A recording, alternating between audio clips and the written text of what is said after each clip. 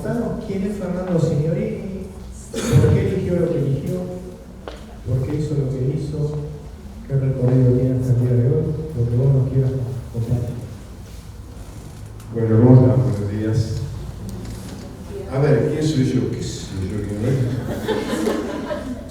Sí, es difícil, ¿no? Porque uno generalmente se preocupa más por conocer a los demás y descubrirle los errores a los demás en vez de conocerse a sí mismo.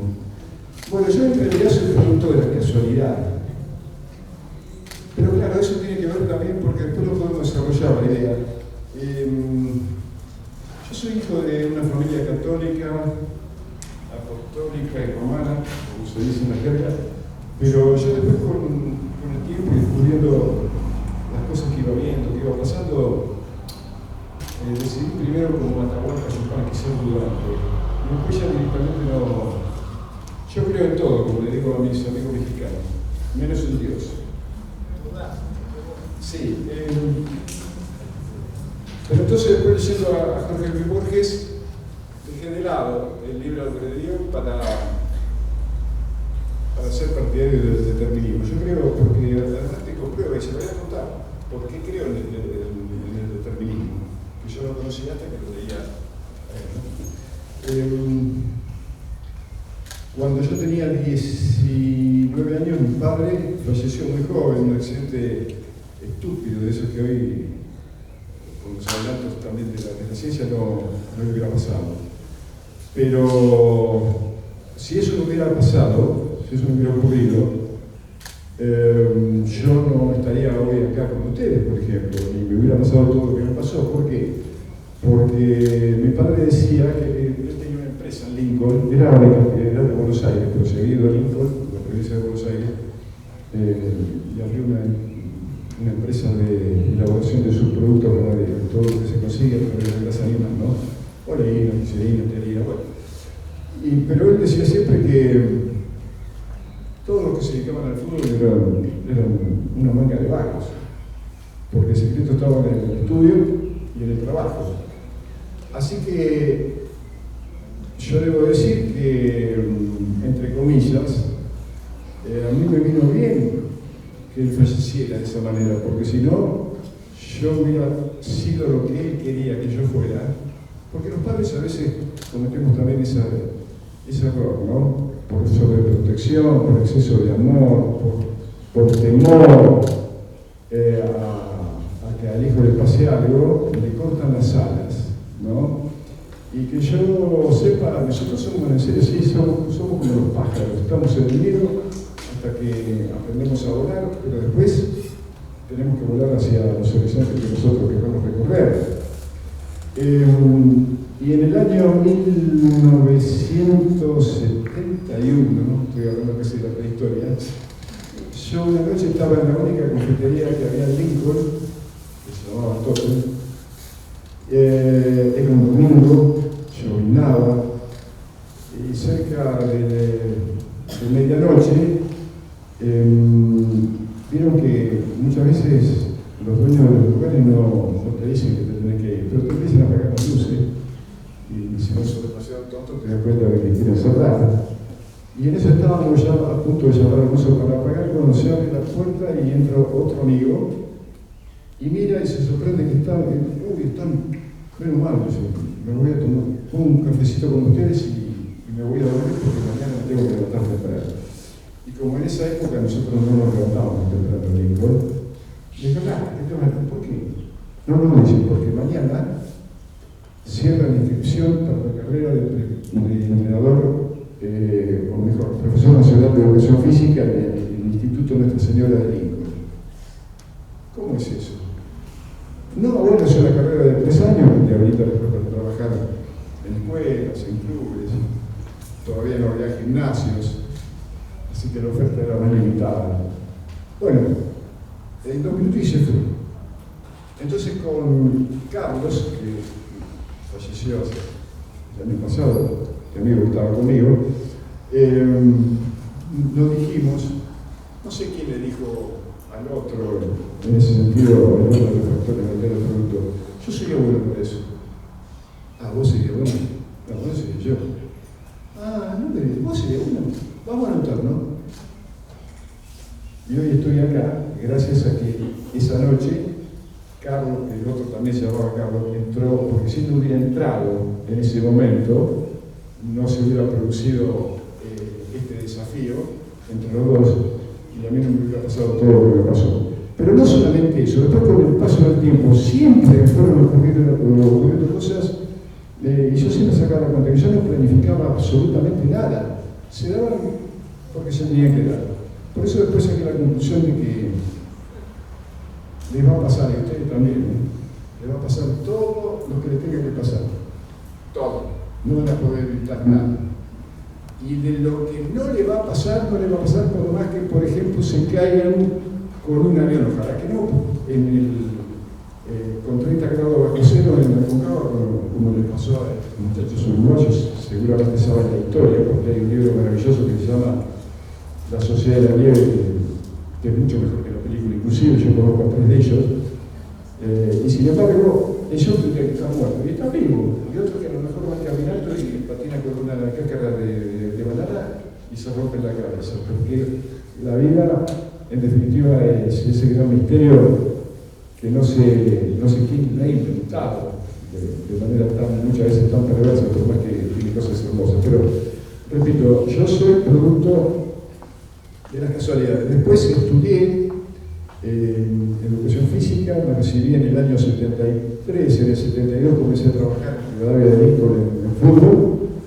La mayoría de los chicos trabajaban, entrenábamos 3 veces por semana, y en el año 83, en mayo del 83, decidimos con Carmen, que por entonces era mi novia, jugaba al tenis, y a partir del 3 de mayo pasó a ser mi esposa, por civil, por iglesia. Decidimos viajar a España, porque teníamos, claro, como hijo de los barcos, uno siempre mira por el espejo retrovisor, y claro, se hablaba mucho de Europa, del deporte europeo, pero no había prácticamente, qué sé yo, grabación para ver ni film, así que justo en Barcelona se había dado, que ya jugaba Diego en Barcelona, pero él jugaba y no existía esa profesión de preparador personal para jugadores de fútbol.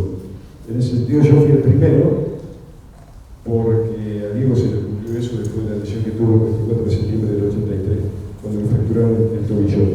Pero la razón fundamental por la que yo decidí viajar, además de que Carmen estaba de acuerdo, fue que en Barcelona se había hecho cargo César Luis Menotti, que era el técnico que más me había convencido y seducido, no solamente por el juego de sus equipos, sino por la valoración ética que él tenía del hecho deportivo. Cuando decía, por ejemplo, que ganar era importante, porque para eso se compite, pero mucho más importante son los medios que se utilizan para lograr los fines, ¿no? Y eso no solamente tiene que ver con el fútbol, tiene que ver con la vida misma, ¿no? Además decía que el fútbol tenía que ser una maravillosa excusa para ser feliz. Yo después agregué que además tiene que ser un fantástico argumento formativo para ayudar a los padres, a los profesores, a guiar al niño camino del mejor equilibrio posible que la sociedad merece, espera, necesita y reclama.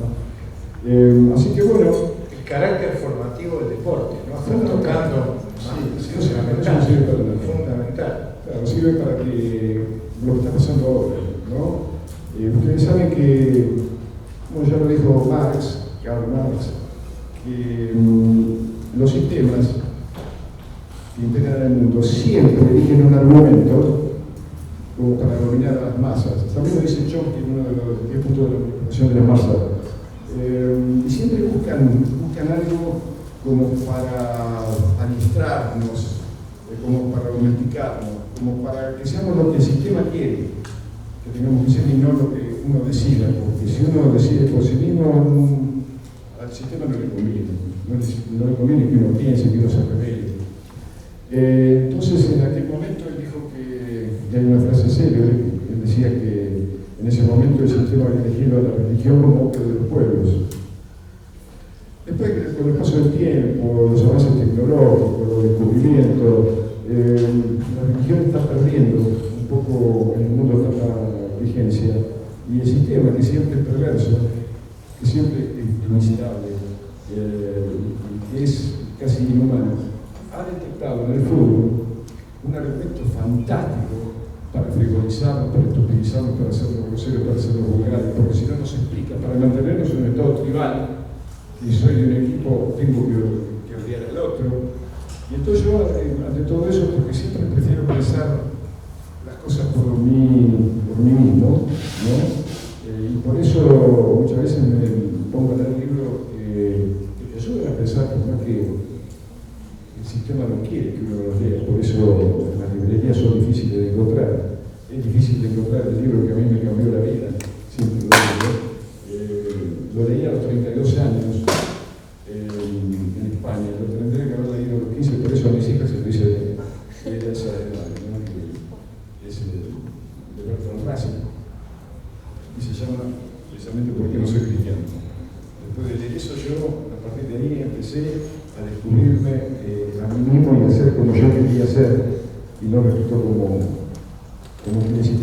Yo sigo hablando y no hablar hasta pasado mañana. No, vamos conversando. Sí, claro, creo un par de punteos y después, por supuesto, vamos a abrir la participación. Claro. Tocaste recién el sentido social con el que se está orientando el fútbol y lo viste desde la negativa. Vos sos un trabajador de lo contrario. Sí. De generar la tribalidad, el odio y todo eso que dijiste. Sí. Sos un formador en el otro sentido. Y ahí se me ocurre, por favor, el sentido social que han tenido siempre los clubes y cuánto vos tenés, clubes de barrio, ¿no? Sí. Y cuánto vos tuviste que ver con eso, no solo por tu procedencia de Lincoln, sino por tu pasión, porque fue una decisión. Sí, claro. Yo me formé. Y agradezco también al destino que me haya dado también esa suerte, ¿no? De formarme en un club de barrio, de Lincoln. Pero tampoco me quedo con eso, porque en las pequeñas comunidades hay que ser de un equipo o ser de otro. Y a mí la verdad que eso no me importaba. Yo desde un primer momento, cuando empecé a trabajar en esto del fútbol, me decían que yo era un perro verde dentro de la mierda, ya en Lincoln, ¿no? Porque yo un día, a mí se me dio por gritar un gol del equipo contrario, estando en el banco de suplente del equipo, un gol del equipo contrario que nos dejaba afuera de la final. Y entonces, eso fue como un quiebre para, ¿por qué lo dije? Porque fue un golazo. Claro, si fue un golazo, ¿cómo voy a gritar? Si las cosas bellas están para ser admiradas, lo que pasa es que nos educan, no, tenés que ser de la tribu. Como hago, estás loco, como dijo Tino, estás loco, el gol de ellos, no importa, le fue un golazo. Y que eso se repitió después, se lo cuento como una anécdota así, del Mundial de 2010 en Sudáfrica, cuando estábamos con Diego, con el partido Argentina-Alemania, en que yo estaba mirando el partido muy a mis anchas, y estaba Alejandro Mancuso a mi lado, estaba Diego Enrique, Diego de Tía ahí dando órdenes, todo el banco de suplente, ¿no? Y Argentina perdía 1-0, comenzó casi perdiendo 1-0, pero después el partido fue más o menos parejo y a los 22 minutos del segundo tiempo, claro, el segundo gol y después, bueno, era un equipo muy joven, todavía no podían manejar la emoción, la incerteza que producía el resultado. Entonces hay una jugada en que el lateral derecho de Alemania cruza un pase violento, pero no se hizo. Entonces Javier Mascherano va a cubrirlo a John Steiger, pero John Steiger es un movimiento de torero, abre las piernas y lo va a buscar por el otro lado. Entonces yo que estaba así, lo digo literal, porque fue así, hermano. Como lo digo para mí, pero en Musaka, ¿qué hijo de puta? ¿Qué pedazo de jugador? Me puso que estaba hablando de mí y me dice, hijo de puta, sos vos, ¿cómo para mí que no te tengo? ¿Qué quiere decir? Si un jugador así. Por eso, ojo con el tema de las nacionalidades, ¿no? El tema de decir eso de la argentinidad. Los nacionalismos han producido decenas de millones de muertos en el mundo porque la estupidez humana, como decía Einstein, es infinita. Decía que conocía las cosas infinitas, el universo es la estupidez humana, pero el universo no estaba tan seguro, ¿no? Entonces yo me alejo de todo eso. Yo cuando voy a ver un partido de fútbol, disfruto. Por eso Roberto, que me trajo hasta acá, me decía, ¿de qué equipo sos? A mí me gusta el fútbol. Entonces juega Argentina con Brasil, y Brasil juega de maravilla y hace un golazo, yo lo grito. Bueno, ahí tenía cuidado porque te puede quitar la vida.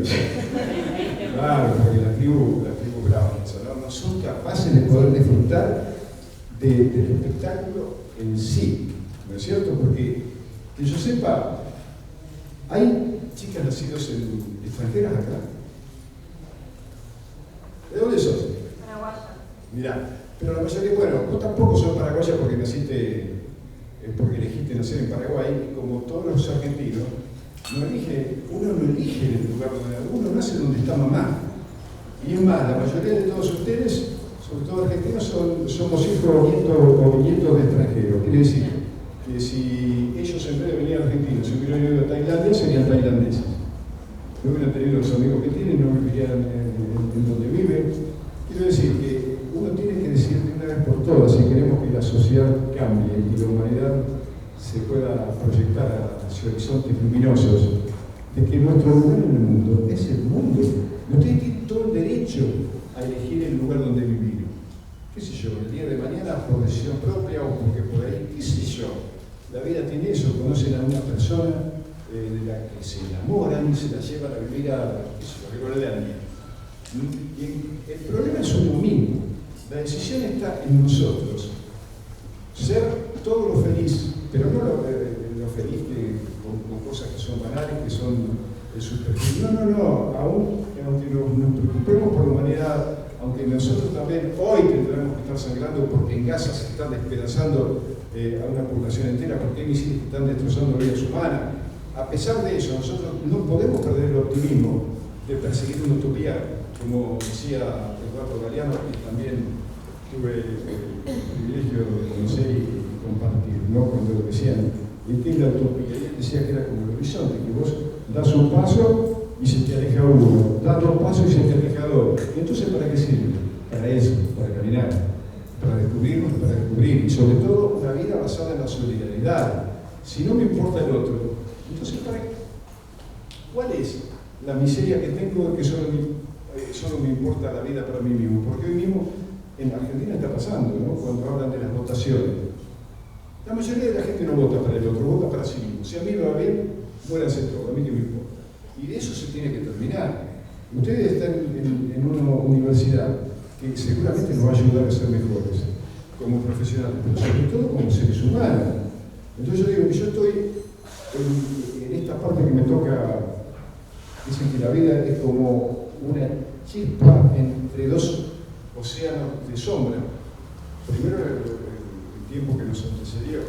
Según los que saben, dicen que hace 13.700 millones de años que se creó todo esto que vemos, ¿no? Y después vino la evolución. Y el día que nos toque partir va a haber otro infinito océano de sombra. Entonces, este momento es un milagro. Tenemos que aprovechar y tenemos que disfrutar de las mejores cosas de la vida.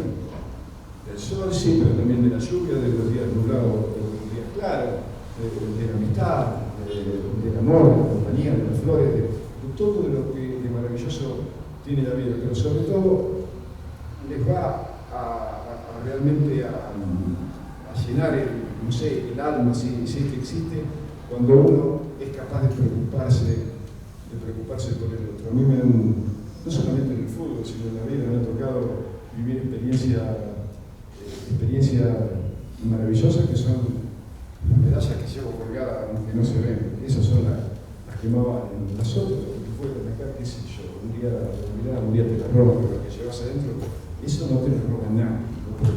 Te voy a preguntar, aprovechando eso que decís de momentos, si nos querés compartir momentos tuyos, íntimos, personales, en relación a eso, y después abrimos a las preguntas y a la participación. Este es un segmento que atraviesa todo el Congreso, desde viejos, que vivimos los 40 y pico años de democracia, según la temática, o de viejos que vimos las 3 copas según la temática. Para jóvenes que vieron la tercera, nada más en este caso, ¿no? Sí. Entonces ahí hay una pregunta que me sale que se me escapa, que no la puedo evitar. Te llevo a junio 1986, México, Mundial, 22 de junio. 22 de junio. El segundo, no el de la mano, el segundo. Ese relato que hoy se escucha y sigue siendo escalofriante, Víctor Hugo Morales diciendo: arranca por la derecha el genio del fútbol mundial, sin siquiera sospechar, porque estaba arrancando en la mitad de la cancha, que eso iba a terminar en gol. ¿Qué sentido? Estuvo acá en un teatro de Loma de Zamora. Estuvo por acá, sí. Sí, porque vinimos a festejar. Ah, vos estuviste con él. Claro. Ah, mira. Lástima no me avisaste. Sí, no, ¿Qué me sentido, eso. Fernando, en ese momento? No, bueno, pues yo les conté la verdad. Yo ese día estaba, era justo el día del cumpleaños de mi esposa. Cometí el error de que, claro, en Coapa, donde estábamos con la selección, había un solo teléfono fijo. Entonces estaba toda la fila de jugadores porque todas querían hablar con su familia. Yo quería hablar con mi esposa. Y eso era su cumpleaños, pero o por la emoción del momento, o porque Jorge Burchara, que estaba atrás, decía: ah, curate. Le dije de todo menos feliz cumpleaños. Y cuando, ¿qué fue lo que me dijo? No recuerdo, el gol, No me dijiste feliz cumpleaños. Pero también digo una cosa. No, pero yo ese día estaba detrás del arco de Shilton, hay una foto inclusive. Que vos estás atrás del arco. Claro, yo estoy atrás del arco. O sea, lo viste venir todo el recorrido. No, que lo voy a ver. Lo que pasó es que yo estaba, y adelante mío estaban todos los cameramen con esos aparatos que tienen para máquinas de fotografía, filmadora, pero eran todos tipos muy grandes, porque eran holandeses, ingleses, alemanes, estaban ahí, y de pronto, claro, cuando yo veo que Diego comienza, después de ese excepcional pase de empieza a acercarse hacia el arco, y estos adivinan, profesionales que eran, se levantan porque saben que va a pasar algo importante, porque la jugada ya presagiaba mucho riesgo, y se empiezan a levantar. Y yo lo grito, no, obviamente no me entendían, y pasaron unos segundos y el estadio explotó. Y yo me di cuenta que había sido gol, me di cuenta, pero como digo, estando en el ringside no viendo a cabo. Yo el gol lo vi recién cuando volví a la concentración y lo pasaron por televisión, ¿no es cierto? Pero sí, fue un momento increíble. Un momento increíble porque además el gol. ¿Y te imaginaste al no verlo lo que había sido cuando lo viste por la televisión completo? No, nunca sospeché que había sido de esa manera. Yo digo, en el camino algo había pasado, algún pase, no. Resulta que se le había ocurrido que después yo le dije a Diego, bueno, eso sobre todo para lo planteo los congresos de deporte, ¿no? Que fue un error conceptual que terminó bien. Porque cuando él hizo todo lo que hizo, e iba a enfrentar al arquero, el arquero lo usaba las manos. Y si, como le dije, si en ese último momento Shilton agarra la pelota, bueno, Valdano y Burchara, que corrían solo al lado de él, se hubieran acordado, como digo, de la nona, de la hermana, de la Lora también. Claro, es así, pero bueno, terminó bien y afortunadamente fue para. Y hasta el día de ese día del gol, ¿no? Sí, yo más que nada siempre decía, Diego, ¿vos para quién jugás? Yo no jugué, si quería hacerlo también, pero no jugué tanto para la gente de los palcos, para la que va a la cancha de Cerro y Colorado. Vos jugás para lo de tu condición, para estar en la tribuna, que esos son los que sostienen esta pasión del fútbol, que tienen en el fútbol a lo mejor la única posibilidad de poder sonreír, de ser felices, porque son chicos que viven en esos lugares, y yo voy mucho a las villas, porque yo soy más o menos alto, rubio, o bueno, ahora blanco y de ojos celestes, por más que no vean casi nada, porque tengo glaucoma de nuevo abierto y todo eso. Pero yo en el estadio de Negrito Villero, semi-eufemismo, de un éxito de mierda, como se dice respectivamente en gran parte de la sociedad, para vivir una vida que ni mi mejor sueño hubiera imaginado, ¿no? Porque yo a veces pregunto, si Diego, si Carlitos Tevez, si Juan Román Riquelme, si Kun Agüero no hubieran sido grandes jugadores, ¿quién se hubiera ocupado de eso? Hubiera ido, por ejemplo, Macri a Fuerte Apache a golpearle, no digo tocarle timbre porque no tiene ni luz, a golpearle las manos para ayudar a la familia. No, lo hubiera despreciado. Porque estos son así, no solamente los ignoran, sino que lo desprecian. Ahora después, claro, después vienen con un título, y hasta cometen la exageración de llevarlo a festejar al balcón de la Casa de Gobierno, cuando el lugar natural para festejar un deporte es la casa de ese deporte, en este caso una cancha de fútbol. Pero bueno, la instrumentalización que se hace de los jugadores de fútbol, a los que también el sistema quiere que sean estúpidos, que sean frívolos, que sean todo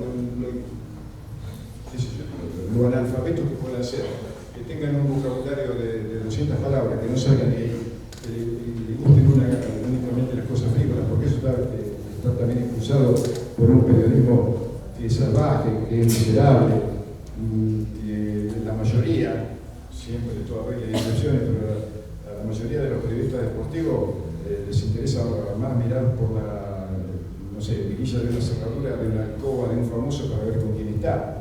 Entonces transforman el fútbol en un elemento estupidizador, como decíamos hoy, acerca de lo demás. Bueno, me fui lejos, pero yo tengo mucha... No, pero está muy jugosa todo lo que contaste. Y me lleva a otra buena pregunta. En esto que vos decías, el negrito de mierda, que vos mismo te sentís, Diego también lo era, y era muy consciente de eso, ¿no? Sí, claro, además de ser consciente, no tenía esa cosa que es muy rara de encontrar, y que no tiene que ver con su origen, ¿eh? O sea, el hecho de rebelarse contra el poder, contra las injusticias del poder, no tiene que ver con el hecho de, nació en la villa, por eso es así. No, pues yo conozco muchísimos villeros y muchísimos jugadores entre ellos, que no, que son sumisos al poder, que son ovejas del rebaño. No tiene que ver, eso tiene que ver con uno mismo, con la formación, con los estímulos que recibe del chico. Mirá, el padre Mujica, por ejemplo, no nació en una villa miseria.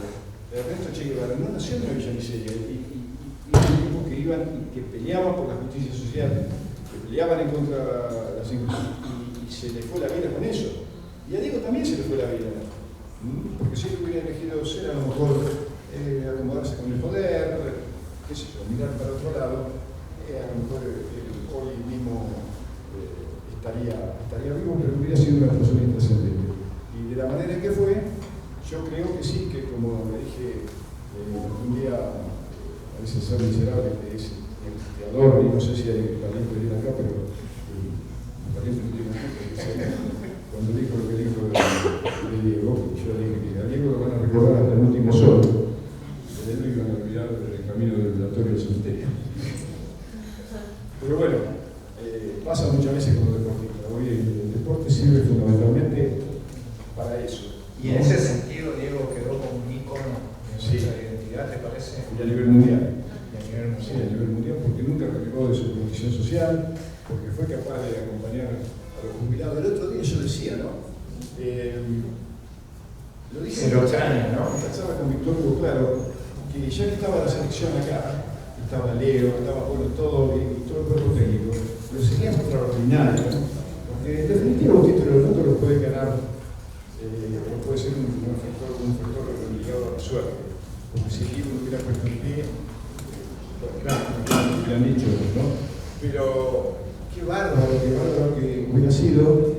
Yo se hubiera estado en el cuerpo técnico, se hubiera puesto el jugador, y si hubiera estado con Diego, te cuento, pero que estuvieron un miércoles, entonces que ese miércoles todos los chicos de la selección, vestidos con la camiseta, todo el cuerpo técnico, con los buzos y con una réplica de la Copa del Mundo, hubieran ido a la marcha de los jubilados. A ver si la, qué bueno hubiera sido, la ministra de Seguridad se hubiera atrevido a reprimir. O si la policía pegaba.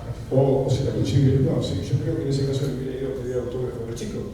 Entonces quiero decir que el compromiso tiene que ser hasta las últimas consecuencias, porque esta sociedad mundial, aunque ustedes no lo crean, está en peligro, pero en peligro real. Los arsenales nucleares llenos de armas de destrucción masiva se están matando en todo el mundo. ¿Por qué? O por la religión, o por el territorio, o por el petróleo, o por el litio. Bueno, basta, vamos a dejar de matar. No puede ser que Estados Unidos siga en esa perversa política de invertir cientos de miles de millones de dólares en armamento. Cuando el chico sabe que en Argentina es un país que tiene alimentos por aire, por mar y por tierra, padece el 8.2 de mortalidad infantil por cada 1000 chicos nacidos vivos, y de eso no habla nadie, porque hay que ir a los lugares. ¿Para qué? Para sensibilizarse. Porque el ser que es sensible, yo creo que la sensibilidad es la mayor de todas las cualidades de los seres humanos. Porque quien es sensible, bueno, el que es sensible es respetuoso, es honesto, es solidario, es noble. Alguna vez, cuando yo estaba escribiendo mi primer libro, Fútbol llamado a la rebelión, la deshumanización del deporte, pensé en una frase precisamente de Einstein que dijo que por lo general la imaginación es más importante que el conocimiento. Yo pensando dije, está bien, pero ambas cualidades, sin el auxilio de la sensibilidad, pueden dar lugar a hechos catastróficos en la historia de la humanidad. ¿Por qué? Porque los que con mucha imaginación y mucho conocimiento pensaron, desarrollaron y lanzaron las bombas atómicas sobre Hiroshima y Nagasaki en la Segunda Guerra Mundial, que produjeron más de 200.000 muertos en 30 segundos. Sí, tenían mucha imaginación, tenían mucho conocimiento, pero tenían cero de sensibilidad. Entonces, la sensibilidad como bandera. ¿Y cómo hacer? Bueno, yendo a esos lugares, qué sé yo, ustedes mismos pueden formar un día un grupo para el emisora, a lo mejor, pero ponerse de acuerdo con un referente y visitar de pronto, no sé, la Cava, Zabaleta, la Villa 31, estar con Mónica Santino, ver el trabajo que hacen, ver que hay gente maravillosa, porque sin esa gente también, ojo, y sin hipocresía, sin esa gente no estaría construido esto. Porque esto no lo hace la gente que tiene millones de dólares o miles y miles de hectáreas. Todo esto lo levantan los condenados del sistema, como dijo Fano. A lo mejor por muy poca plata tuvieron que hacer y se suben a los andamios y se mueren de frío en invierno y de calor en verano a 40 metros de altura, y después cuando van a la casa no tienen ni siquiera para darle nada a sus hijos, y lo condenan porque a lo mejor estos tipos degenerados venden droga. ¿Y saben por qué venden droga? Eduardo, porque no le alcanza para darle de comer a los hijos, y porque no le alcanza para comprar un medicamento a los hijos. Y yo, si hubiera estado en esa condición, estaba en lo que era, porque el sistema me condena. Entonces uno tiene que empezar la vida por lo mismo. Porque si no, a cualquiera le es muy fácil decir total y poner la expectativa. Yo no pongo la expectativa en nadie, mi competencia es conmigo mismo. Yo quiero ser hoy mejor que ayer y mañana mejor que hoy. A mí no me importa ser mejor que nadie ni ganarle a nadie. Esa es mi competencia, pero bueno, el sistema no. Si no, para eso es un estúpido, un pecho frío, y si hablas mal de lo que pasa en el país socialmente argentino, a mí qué me importa. Yo voy a decir lo que tengo que decir, porque yo descubro las cosas porque yo voy y las veo con mis propios ojos, que ven muy poco, o miran, y mirando no ven, pero yo percibo cosas que, ¿por qué me educaron en otros valores? Por eso yo digo, en el fútbol argentino no trabajo, y lo dije hace 6 años, para comprometerme conmigo mismo, porque a mí el fútbol argentino no me merece. Pero no por mi currículum, no, ni por vanidad, porque a mí me educaron en otros valores. Yo no voy a tocar la música que estos tipos quieren que toque. No, yo voy a tocar mi propia música. Claro. Preguntas, opiniones, comentarios. Un mate. No, creo que se va a escuchar. Me gustó esto que habla de la sensibilidad, ¿no? Que tenemos que tener como sociedad. Y mi pregunta es sobre la sensibilidad, entendiendo que el ser humano tiene maldad, ¿no? ¿Cómo se desarrolla? ¿Cómo cree usted que podemos desarrollar esta sensibilidad o transmitir que la gente sea más sensible? Usted soy vos. Vos. ¿Cómo se llama? Alejandra. Soy de acá de Buenos Aires. Bárbaro. Mira, yo creo que sí, que hay todo aquello que esté ligado, por ejemplo, a la cultura, ¿no? sea la pintura, sea la música, sea la poesía. Bueno, yo soy un memorizador de poesía. Yo debo saber, qué sé yo, más de 40 poesías. De Borges, por supuesto, de García Lorca, de Machado. Es más, de Machado memoricé una que tardo en decirla aproximadamente media hora, que se llama La Tierra de Álvaro González. Si la buscan en Google, pero yo me desafío a mí mismo, lo tengo que hacer, ¿no? ¿Por qué? Porque todo eso te lleva. Alguien dijo que si la poesía no salva al mundo, no nos salva a nadie. Yo digo que la cultura, amplío un poco el concepto, si la cultura no nos salva a nadie, porque a través de alguien me dijo una vez, un maravilloso profesor que yo tuve en Lincoln, Manuel Ballarino, ya fallecido, me decía: Fer, no te equivoques, el hombre solo es libre cuando cree. Y me pareció una cosa extraordinaria. Cuando vos estás creando algo, podés estar como Mandela en una cárcel de 2x2, pero vos creando, es libre, ¿no? Vos con la imaginación podés estar maldiciendo a la guardia que te está azotando, el guardia no se entera porque el pensamiento no lo puede ver. Pero quiero decir, acostúmbrese a crear. No sé, de pronto agarrar un papel y dibujar o pintar por más que pinte mal, o inventar una poesía. Realmente eso pasa cuando uno está sacudido por todos esos estímulos que nos llegan, cuando hay algo que nos excita, pero no solamente de lo sexual, de toda la fibra, ¿no? Pero claro, el enamoramiento es un momento maravilloso para que nosotros podamos trascender, porque es como que no nos apea, es una especie de droga, de sustancia que uno se pone para ser más de lo que uno es, porque ahí cuando uno está muy enamorado, también me ha pasado, claro, y sigo enamorado de un montón de cosas. Uno que es como que deja de lado inclusive los prejuicios, los preconceptos, las convenciones sociales. Fue Einstein también que, frase que dijo: difícil época la nuestra, es más fácil tener un átomo que ser un prejuicio, porque somos todos prejuiciosos. ¿Por qué? Y bueno, porque también le nombro a Jean-Paul Sartre cuando dice: el hombre o la mujer es lo que hace con lo que hicieron de él. Bueno, nosotros lo hicieron de una manera, por eso nos metimos como nos metimos, comemos lo que nos comemos, nos comportamos como nos comportamos, pero hay un momento en que uno tiene que decir: ¿qué quiero ser? ¿Quiero ser como me hicieron? Porque bueno, ellos está bien, pero hay otros que no, quiero ser distinto, y por eso se van, o se van hacia adentro y se descubren, o descubren en uno mismo cosas que de otra manera no hubiera descubierto. Entonces eso, el interés por el otro, el ir a una villa miseria y llevar aunque sea un paquete de caramelo y hablar con alguna de las mamás que te cuenta que no tiene para dar de comer a mis hijos, como me dijo el año pasado en el barrio Río Dulce de la banda de Santiago del Estero. Yo fui con Federico Carvajal y con Graciela Hermana a ese barrio, y una mujer entre llantos, porque había muchas, y me dice: señor, juro que a veces tengo que llevar al chorrito a dormir y sin nada en la panza. Entonces, ¿cómo? Eso puede pasar. Eso puede pasar en los seres humanos. ¿Cómo puede ser? Entonces, antes de pedirle nada a los políticos, que les tengo que pedir obviamente, primero preguntémonos a nosotros mismos qué soy capaz de hacer por hacer un poquito mejor el mundo chiquito que me rodea. Entonces yo creo que la sensibilidad, fundamentalmente a través de eso, de la poesía, de la música, no sé, del baile, de la danza, qué sé yo, recorrer todo ese camino. Yo creo que ser capaz de salir de nosotros mismos, de dar algo que nos gusta mucho, pero dárselo a otro, ese desprendimiento. Yo, por ejemplo, me dicen: ¿qué tenés de Diego? ¿En qué sentido? No, ¿qué te regaló?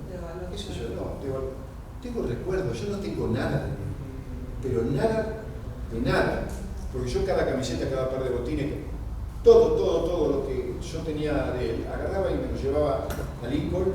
Entonces, esto es para la cooperadora de la escuela tal, esto es para la clínica tal, esto es para que lo rematen, y no tengo nada material, ni me interesa tampoco. Pero ¿qué me quita los recuerdos? Porque, bueno, no, fulano le regaló un coche, a mí qué me importa, eso tiene valor. Lo que me regaló a mí, lo que me dio a mí, tiene valor. ¿Qué hubiera sido mi vida sin él? Grisa, aburrida, monótona. Y un negrito de Fiorito me regaló una vida que ni el rey de qué sé yo, de no sé dónde, Le dio color. Un negrito le dio color. Por eso, pero creo, Ale, que la sensibilidad se desarrolla a través de, sobre todo en el interés por el otro y en el interés por las cosas que están ligadas a la cultura, al arte. Gracias. Otra, ya.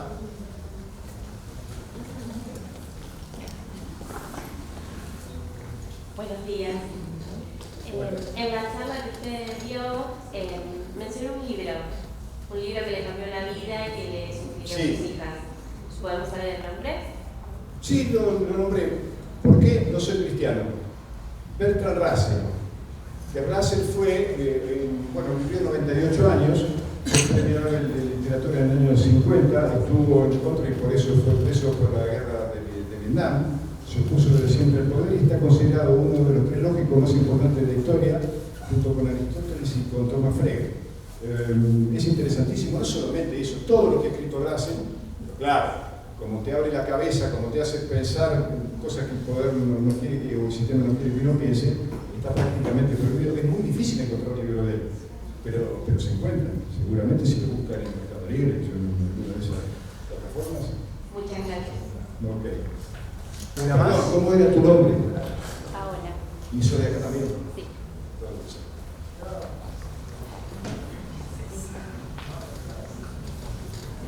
Bueno, profe, quería preguntarte un poco, pero me parece que se dijo, pero bueno, teniendo en cuenta esto que acá hay varias generaciones, ¿qué extrañas de Diego hoy? ¿Qué hubiese dicho Diego hoy en este contexto? Teniendo en cuenta esto, ¿no? De esa revitalización de lo popular y demás, y bueno, un gusto de escucharte. ¿Cómo te llamas? Alejandra también. Ale, ¿no ves? ¿Y también de acá? Sí. ¿También de Capital? Sí, de Lonjan. ¿Cómo te llamas? Mira, Ale, yo creo que cualquiera de ustedes tiene la suficiente capacidad de imaginación como para empezar lo que diga. A mí no me gusta ser grosero, pero pasaría también por ahí, ¿no? Fundamentalmente contra las injusticias del poder, contra esta crueldad inaudita que estamos viviendo, y más que estamos viviendo, que estamos padeciendo, ¿no? Pero bueno, qué sé yo, el mundo también está, o el ser humano también está hecho de eso. Por eso digo de que a mí que no me vengan con eso de que Dios es poderoso, omnisciente. Yo, que soy casi analfabeto al lado de lo que se presupone que soy, hubiera hecho al mundo, hubiera hecho mucho mejor, ¿no? Si yo hubiera hecho o hubiera inventado el mundo, no habría chicos que se mueren de hambre, no habría familias que están desesperadas porque no pueden encontrar un medicamento, no habría guerra. Creo que tampoco habría terremotos ni desastres naturales. Si era tan poderoso, hizo esta porquería. Yo tengo una pregunta. No quedó ningún mate, ya se lo tomaron todo. No, frío no, caliente. Buen día. ¿Cómo estás?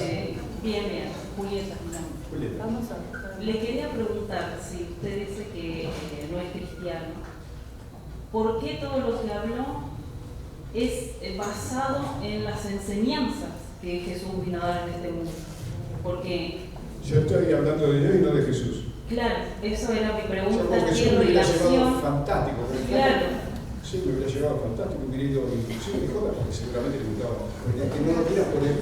Entonces no eres un ser humano. No, por eso me llamó la atención, porque digo, algo de relación tiene Sí. con el Mesías, Sí. pero no con ese Dios que el sistema no nos para nada, ni con este ni con ninguno. Mahoma, porque yo he estado por el mundo también, he leído bastante también acerca de cómo fue la historia y cómo se impuso la religión, como decía Marco Monfilo de los pueblos, pero también como un poderosísimo factor de dominación social. Claro. Y además yo te pregunto, Juli, si no existiera la muerte, ¿para qué queremos a Dios? Si no existiera el dolor, ¿para qué lo? Bueno, espérate. Porque ¿qué será el día? No sé yo lo que va a hacer. Yo creo que no hay más nada, absoluta. Yo no tengo que dar todo ahora, que no me vengan con no, porque a los que se mueren de hambre me dicen, no, pero el reino de los cielos será de... No, ¿qué reino de los cielos? Yo quiero vivir sin hambre y que mis hijos no se mueran de hambre. Entonces que no me vengan con esas cosas. Porque después, claro, hay en este libro que yo diga, oh, gracias. El libro, ¿por qué no soy cristiano? Termina con un debate entre Bertrand Russell y el obispo de Canterbury, o se produce algo así en inglés, ¿no? Y entonces, claro, a través de la lógica, Russell lo va encerrando, lo va limitando, y el tipo en un momento digo, bueno, no, se acabó, si no se habla más. La fe en Dios se explica por la verdad, siempre verdad. Entonces, no lo ves, no está, pero yo creo, y yo no creo. Yo no creo, y que me perdone, porque si un día dice que el cielo está para allá y el otro está para allá, debe ser muy aburrido. ¿Sabés lo que es dentro de 800.000 millones de años estar tocando la flauta?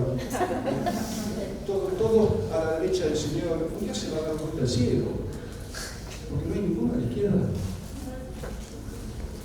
Pero por Invitamos eso, a Patricio Insúa. Sí, pero colega, tiene todavía algo más. una cosita. Sí. Por eso me llama mucho la atención cómo es ese espíritu que tiene, que qué sé es yo. completamente diferente a ese Dios que se nos impone, que es lo que vino a hacer el Mesías, a decir que no existe eso, Claro. sino que existe una manera de vivir No, y yo- hacer mejor ese mundo. Por eso mismo, yo creo que es a través de lo que decíamos, ¿no? De la sensibilidad. Yo lo fui descubriendo y creo que me ayudó también, creo que los genes, si bien del mismo padre salió Caín y salió Abel. En el fútbol, por ejemplo, Leo Messi tiene 2 hermanos que no puede hacer con 4 manos lo que él hace con el pie, que son cosas inexplicables. Pero yo cuando era casi antes de la adolescencia ya, el trabajo que yo tenía era que los fines de semana tenía que ir, por orden de mi padre, a casa de alguno de los empleados, que no eran casas, eran ranchos. Entonces, claro, llegaba el hijo del patrón. Cuando llegaba el hijo del patrón me esperaban con cosas que a lo mejor gastaban 30 pesos, pero para hacerme una pasta flora de ellos que me gustan mucho, o una taza de chocolate, y yo veía que entre ellos había una gran empatía, los hijos abrazados a mamá y a papá, y a mí me quedó para siempre eso, porque además yo también sacaba la cuenta antes de leer, por ejemplo, de memorizar la copla del payador perseguido de Roberto Shepaki. Yo sabía que si no era por ello mi padre no tendría lo que tenía, porque Shepaki dice, el estanciero presume de gauchismo y de arrogancia. Él cree que hay extravagancia, que su peón vive mejor. Más no sabe ese señor que por su peor circunstancia. Entonces todas esas cosas yo me las iba metiendo y debe ser por eso. Y a raíz también de lo que digo, es que me sugiero, no es que eso es otra cosa más que una sugerencia, que se atrevan a leer poesía, sobre todo aquellas de profundo contenido humanista, que también hablan del paisaje, pero sobre todo de las relaciones humanas y del valor de lo que significa. En definitiva, está bien. Gracias. Profe, ¿puedo hacer una pregunta? Dale. ¿Por qué la última? Después podemos volver, Mientras Fernando se pueda quedar, podemos volver a problema. Hola. Mi pregunta es sobre qué te Espera pasa. para que se escuche, para que te escuche para todos. Hola, soy Camila. Quería preguntarte qué te pasa a vos con esto de los deportistas, no solo la selección, que hoy levantan mucho la bandera de ser argentinos, pero bueno, eso de no comprometerse con las causas sociales de hoy. Qué lindo. Vos también lo sé. ¿Cómo te llamas? Camila. ¿También de acá? Todo en Buenos Aires. Sí, sí. ¿No hay nadie del interior? Yo soy del interior. ¿Quién? De Formosa. ¿Es Formosa? Sí. ¿Sabes que Formosa fue por la última provincia que no digo conocer, porque es una estupidez, que conozco todas las provincias, no, pero fue la última provincia que me tocó poner el pie. día no sé cómo, a través de un amigo del intendente. Entonces le dije, bueno, que sí. ¿Fue al interior de Formosa? O No, fui a la capital. a la capital. Sí, con el intendente ahí me hizo el paseo. Qué bueno. Bueno, a ver, Cami. Yo no quiero que, por lo que voy a decir, ustedes piensen que soy tío, todas esas cosas, pero va a ser largo, pero tengo que contar. A un año del inicio del Mundial de Qatar, yo recibí un informe que hablaba de las bestialidades que se estaban cometiendo en la construcción de los estadios, con ya miles de muertos, gente de países periféricos, gente de condición social muy parecida o casi igual a los jugadores de la selección. Quiere decir que si los jugadores de la selección no hubieran tenido esa capacidad para cambiarle el destino a su familia, también ellos hubieran sido víctimas si hubieran estado allá. Entonces, como recibí todo eso y me dije, como tipo ligado al deporte, pero al deporte con mucho cultural y formativo, algo tengo que hacer. ¿Pero qué voy a hacer? Pero eso me prendió la lamparita, entonces me puse en contacto con la secretaria de Horacio Pitarrara, que por entonces era el director de CLAR, del Organismo de Derechos Humanos, y pedí una reunión con él. Y me fue concedida. Después de 2 semanas, y fui. Y entonces, bueno, cuando estuve allá, le llevé todos los papeles que tenía, y le dije, mira, Horacio, pasa esto. Yo creo que a través del organismo que vos presidís, que tiene resonancia a nivel mundial, tienen que partir una proclama para evitar que Qatar sea sede del mundial. Llega más de 10.000 muertos, que al final terminaron siendo como 14.000. Pero además, hay que convocar al director del sindicato de la construcción de la UOCRA, porque son compañeros de ellos a los que estamos sacando de otra parte del mundo. Entonces me pareció que era una idea, sí, voy a tener en cuenta, me dijo que me iba a contestar. Pasó una semana, pasó 2 y a la tercera me llama y como se hace muy lacónica, que me dice, mira, Fer, hice todo lo posible. Esto de Cancillería, eso me excede, así que, mira, perdóname, pero bueno, no puedo hacer nada. Yo le agradecí. Cuando colgué le dije, bueno, si yo no puedo hacer nada, ¿qué voy a hacer yo? Pero me dijeron, algo más puedo hacer. A partir de ahora el Mundial de Qatar a mí no me interesa nada. ¿Y por qué no me interesa nada? Bueno, precisamente por eso. Porque no puedo aceptar que el poder del dinero y el poder de manipulación de masas que tenga el fútbol sea utilizado para eso y dejen de lado los horrores que estaban pasando. ¿No? Con vos, a donde se jugó manchado de la sangre de esos tipos que iban por unos pisitos porque lo dejaban en barracón, se morían y se lo tiraban a los tiburones. Bueno. Ahora, cuando comenzó el Mundial, yo en algún momento, claro, ahí sí pensé en Diego, ¿no? Porque, ¿cómo puede ser que nadie, ningún miembro de la selección argentina, ni cuerpo técnico, jugadores, ni ningún jugador que intervino, haya decidido ser la ovejita de rebaño que el poder maneja y que nadie haya dicho nada y nadie haya exigido un minuto de silencio y nadie haya llevado luto por los muertos, porque sin ellos los estadios no se hubieran construido. Por los que saben que la ciudad ni el barrio, ¿no? Durante la disputa del Mundial murió Eber Bonafini. Les guste o no les guste, una referente mundial en el tema de derechos humanos. El gobierno le pidió a la FIFA que la selección argentina usara luto en memoria, en homenaje a ella. ¿Y qué dijeron los dueños de estancia de la FIFA? No se puede politizar el mundo. Primero que el mundial es un hecho político en sí mismo.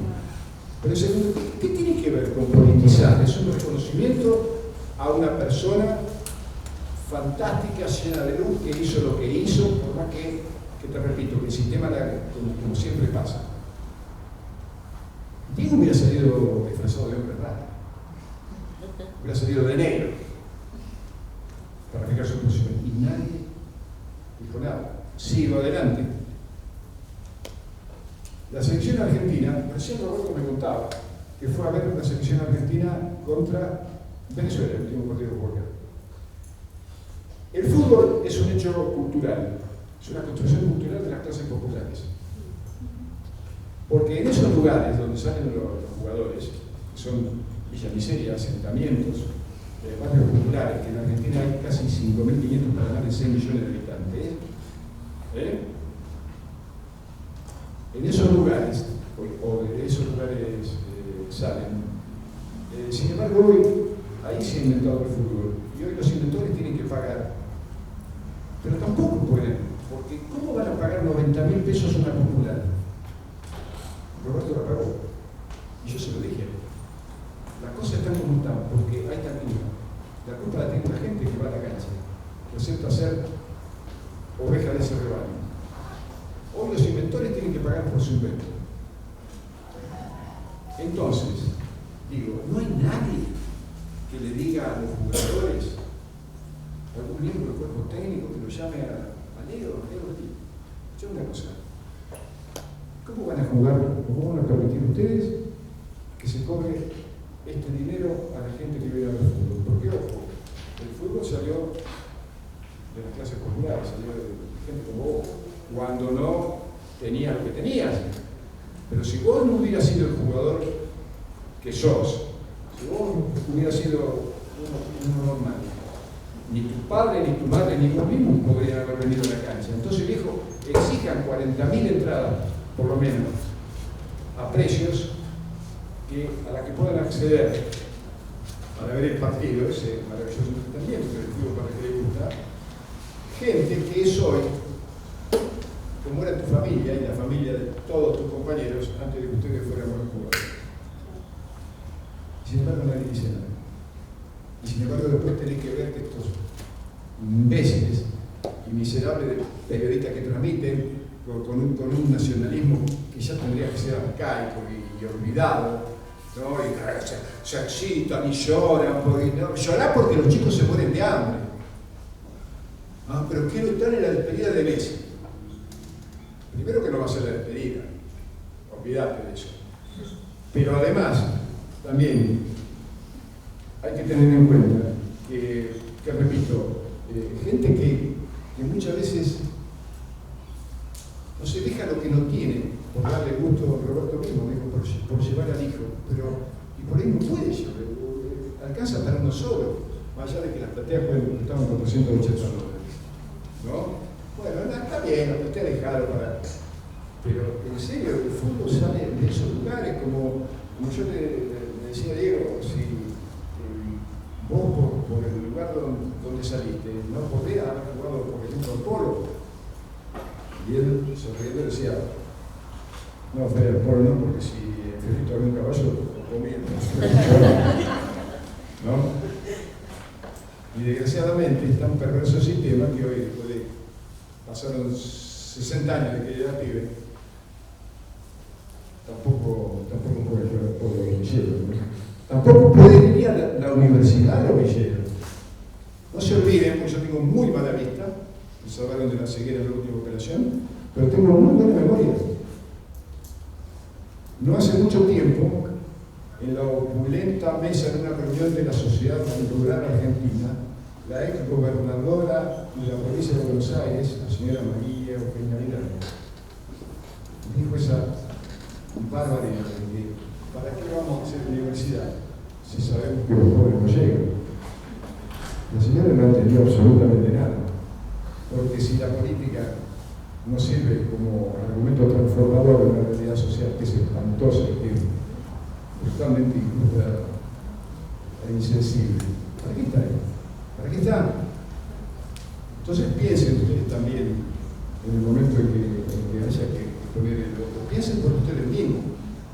¿Cuáles son los valores que quieren defender para ayudar a transformar esta sociedad.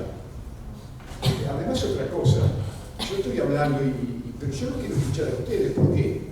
Porque las nuevas generaciones no son vasijas a la que hay que llenar de palabras, porque ustedes tienen todo el derecho del mundo de decir, ¿y por qué hablar tanto?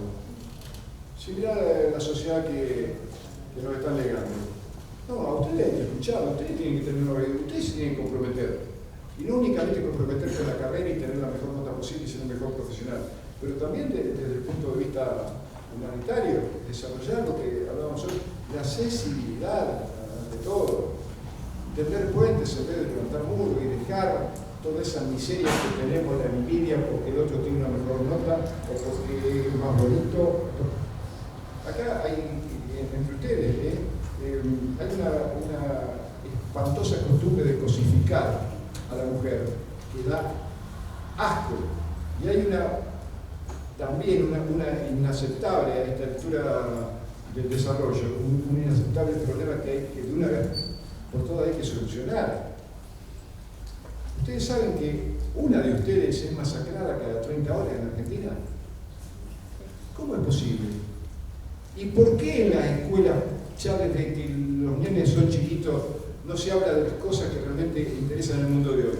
Que es sobre todo el poder de la sexualidad y de las adicciones.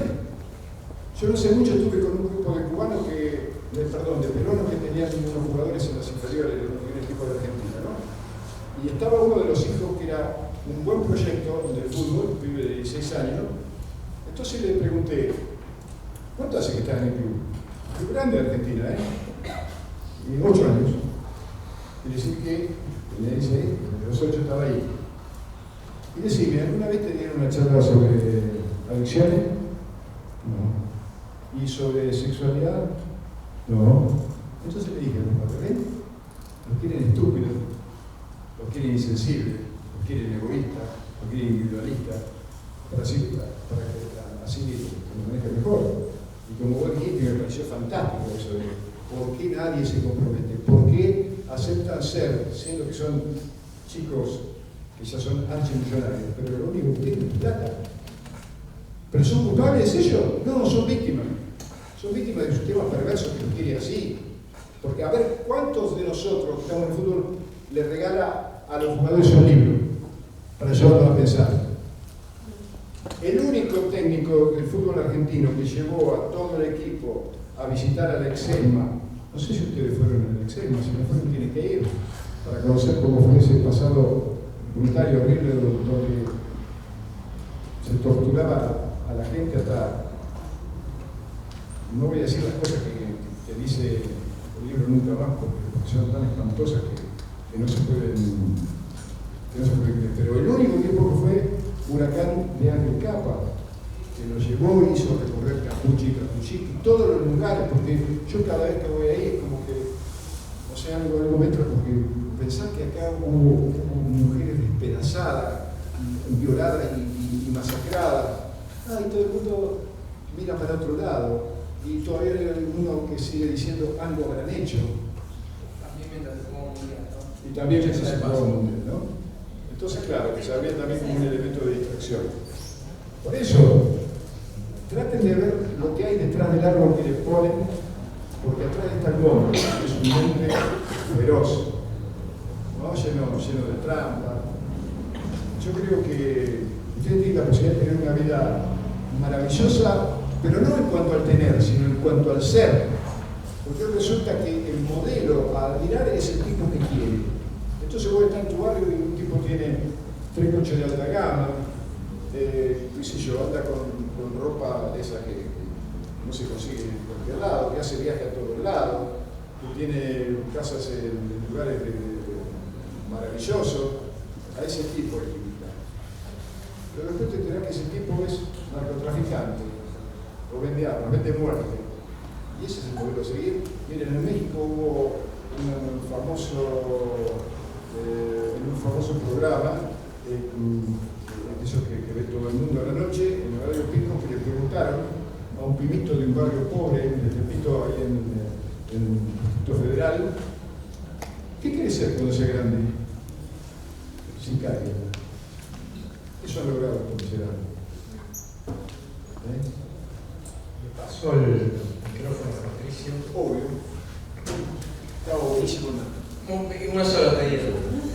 tal? ¿Cómo están? Lo mío, voy a tratar de ser bastante breve y conciso. Se me ocurrían solamente 2 o 3 ideas para traer acá y para compartir con ustedes, y que después sí puedan seguir hablando y preguntando y que hagamos esto de un diálogo que seguramente se vuelve más interesante. Y lo primero que pensé yo, cuando Eduardo me invitó a Fernando para acá a hablar, y miré cuál era el nombre del sitio, decía Imaginarios Argentinos. Digo, por eso por ahí voy a tener un contrapunto con lo que señalaba Fernando recién, que estuvo muy lindo cuando él habló de la sensibilidad y que de eso se trata. No somos todos seres humanos, independientemente del lugar donde circunstancialmente nos toque nacer. Como decía Fernando, depende de dónde está tu mamá, es el lugar donde vos te tocó nacer. Sin embargo, yo me agarraba esta palabra de los imaginarios argentinos y digo, bueno, si estamos aceptando que hay imaginarios argentinos, tiene que ver con que hay algo que nos pertenece a todos, que nos engloba, que nos es común. Hay mucho del deporte en eso, y era la idea que voy a tratar de ver si la podemos encontrar entre todos. Pero aceptar esta cuestión de que hay algo que nos es propio, que nos es diferente. A mí, vinculado con el fútbol, hay una frase que me encanta también de Galeano. Galeano escribió un libro, también lo recomiendo siempre cada vez que puedo, se llama El fútbol a sol y sombra, entre los muchos libros que hay para leer de Galeano. Y cuando él hace una pequeña referencia al Mundial de 1930, dice, bueno, lo que ocurría acá era lo mismo que había pasado en las Olimpiadas de Ámsterdam 2 años antes, en 1928, cuando el fútbol del Río de la Plata ofendía otra vez a Europa, mostrándole que lo mejor estaba acá, no estaba allá. ¿Por qué digo esto? Porque en esto de los imaginarios argentinos, muchas veces acá en Argentina se habló del fútbol y trajo mucha controversia, horas de periodismo y de programas de televisión, de radio, de la nuestra, ¿no? ¿De qué era la nuestra?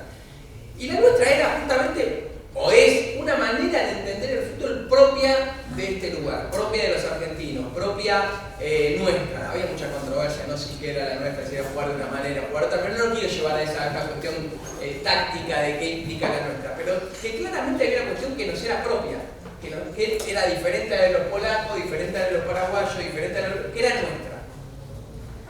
¿Cuál es la nuestra? Es para interpretar muchísimo. Yo creo que la nuestra está encarnada en Maradona.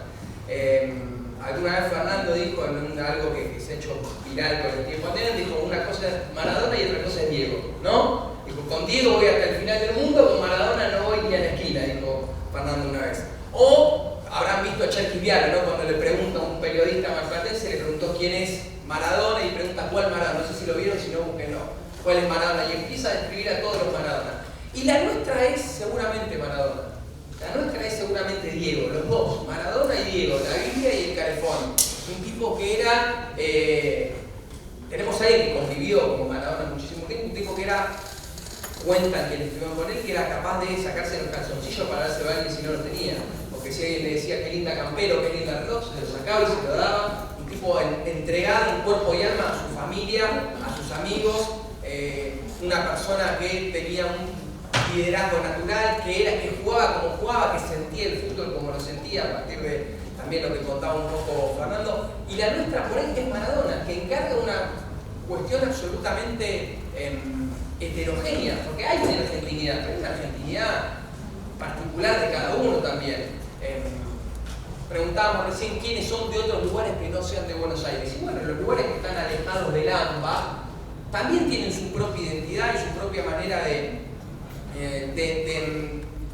abarcar lo que nos es propio, pero cada uno con sus matices. Y a mí lo que me parece es que dentro de los identitarios argentinos, dentro de los imaginarios argentinos, el deporte se vuelve un lugar que se nos hace común en un montón de aspectos. Pablo Alabarces dijo alguna vez que el fútbol, Pablo Alabarces que escribe mucho de fútbol, lo ha escrito mucho de fútbol, a pesar de que su obra es mucho más completa, pero se ha dedicado mucho al deporte y a analizar el deporte desde la sociología, dijo que el deporte es una identidad cálida que nos mantiene a resguardo de todas las seguridades que fuimos perdiendo. Y pensar también cómo el deporte genera en los imaginarios cosas diferentes. Yo estaba cursando acá en esta facultad cuando cayó el gobierno de la 19-20 de diciembre del año 2001, me acuerdo que el 20 de diciembre teníamos final de historia acá en la facultad y el profesor con mucho tino no nos tomó el final, como diciendo es imposible que vengamos a dar una circunstancia de examen. Digamos, durante mucho tiempo, para los que tenemos, yo tengo 46 años, para los que tenemos unidad, te dicen 19 de diciembre y el 19 de diciembre te rememora a una cuestión tremenda. Dicho sea de paso, un pequeño paréntesis, al año siguiente Argentina juega un mundial de fútbol, le va muy mal y muchos de los jugadores argentinos, no sé si muchos, algunos de los jugadores argentinos dijeron que los apenaba haber hecho el mundial que habían hecho, sobre todo porque lo que querían era darle un momento de alegría a un país que venía tan golpeado después de lo que había sido y lo que era todavía la crisis del año 2001. El 19 de diciembre nos lleva a eso, entonces. Ahora, ¿qué pasó? Capaz algunos lo tienen anotado en el calendario, que por suerte son todos más jóvenes. ¿Qué pasó el 19 de diciembre del año 2022? Fue el día que la selección argentina llegó del Mundial de Qatar, fue el día que salieron 5 millones de personas, dicen, a la calle, que deben haber sido más. Yo creo que ese día, salvo que alguien tuviese la movilidad reducida, alguien por lo menos abrió la ventana de la casa y sacó una mano y saludó. El 19 de diciembre, a partir del fútbol, nos corre del calendario la tragedia de lo que había sido la caída de un gobierno, la muerte y todo lo que implicó la caída del gobierno, y nos trae al 19 de diciembre, lo que fue un festejo de sentido social compartido. Estábamos todos en la calle festejando un logro deportivo. Y Fernando acá dice, claro, ¿cómo vamos a celebrar un logro deportivo con todos los dolores que hay en el mundo? Y tiene razón, absolutamente.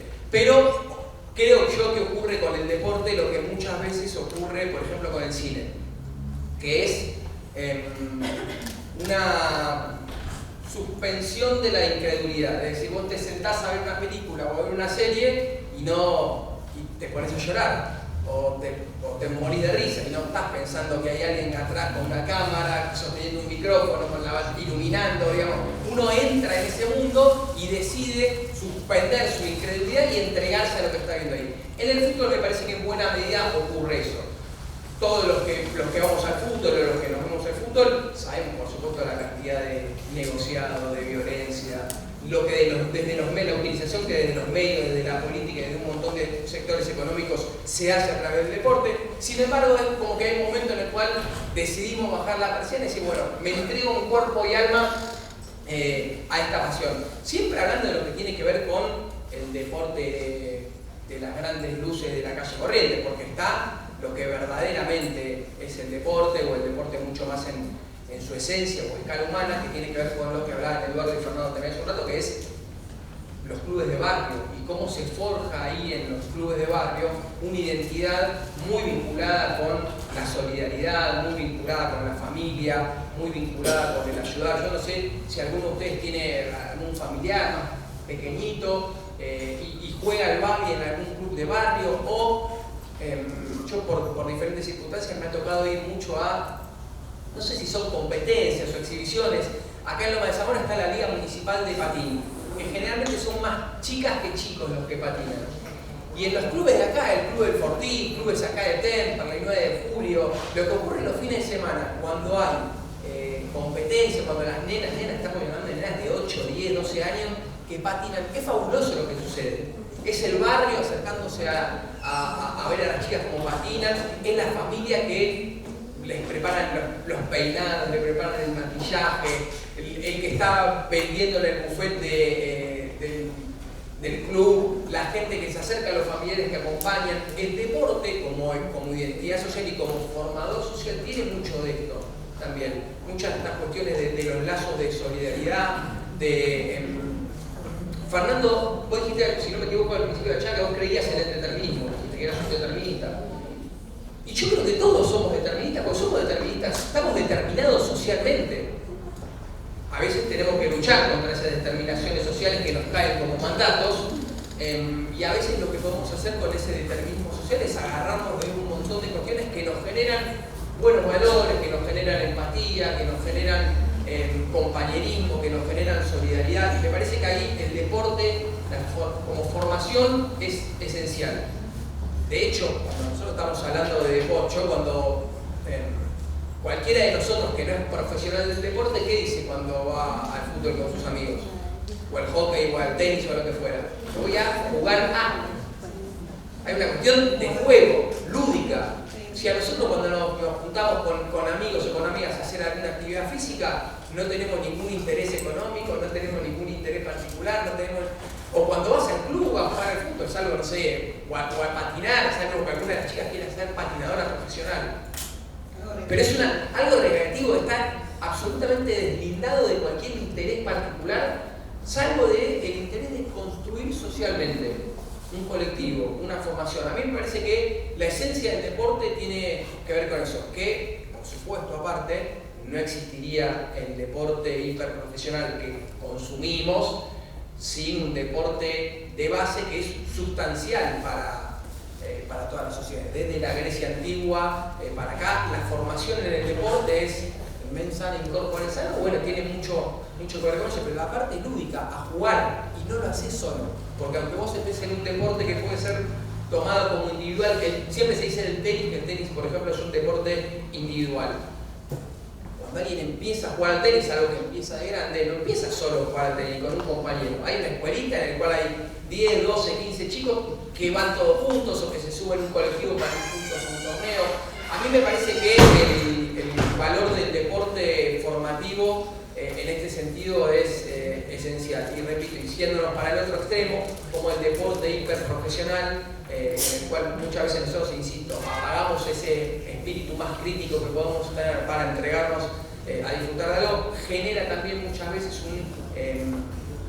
una corriente de alegría y de felicidad. Probablemente nadie haya sido más feliz al mismo tiempo que en el momento en el cual Argentina se consagró campeón del mundo, o en el momento en el cual Fernando se perdió el gol de Diego Los Iglesias porque estaba en el teleobjetivo de la cámara tapándolo, y uno dice, Fernando estaba ahí en primera escena, busquen las fotos y los videos de Fernando con una musculosa azul, ¿no?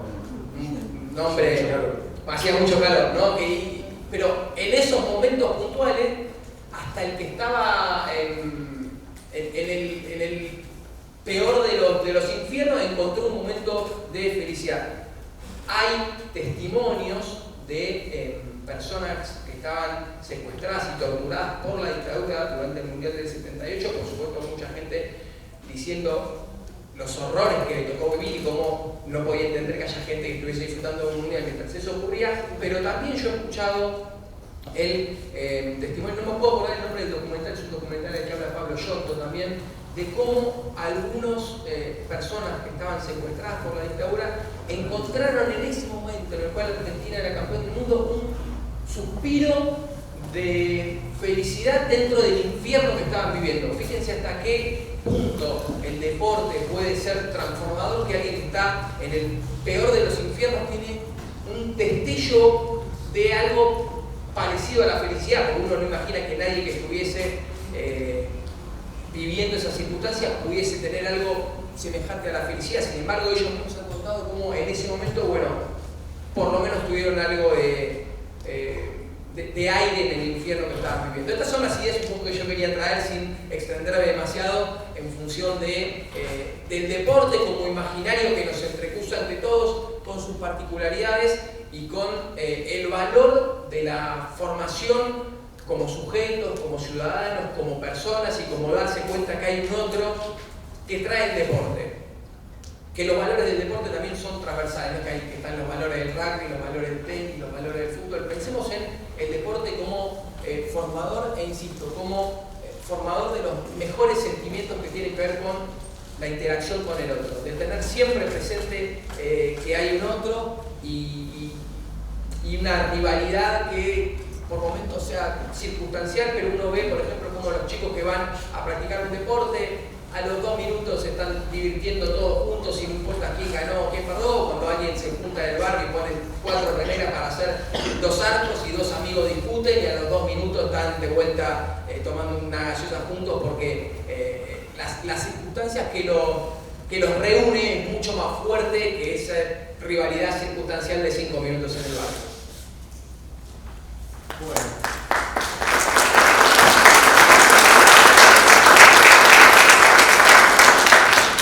Estamos en tiempo, vos tenés que irte, ¿no? No, tú eres el ratito.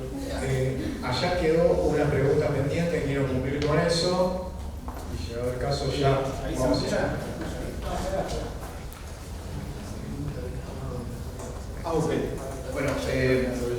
Bueno, probablemente se haya hecho una definición, cada uno tengamos una definición de lo que es Fernando ahora, pero a mí me gustaría, Fernando, que nosotros tenemos una visión de un tipo de mundo, un tipo que ha vivido escodeándose con la élite.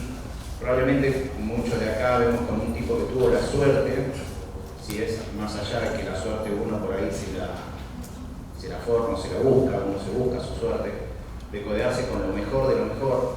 Lo que nos sorprende o me sorprende en mi caso particular es el sentido de concientización que tenés por un otro,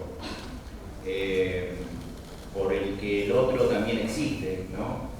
Y has estado, te repito, en altas esferas y mirás a un otro con una empatía total. En dos palabras, si es que no lo hiciste o si es que creo que la mayoría por ahí se habrá hecho alguna idea de lo que es Fernando, ¿qué es lo que quisiera saber en dos palabras, qué es lo que te llevó a vos a esto?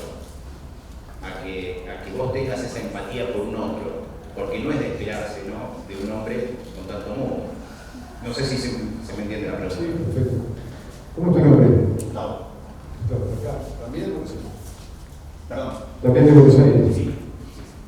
No, bueno, era lo que hablamos hace un rato. Yo creo que de eso viene con uno y después las circunstancias, el entorno que te pasa, te puede ayudar o perjudicar. Yo contaba eso de que mi padre me mandaba a la casa del rancho de los empleados.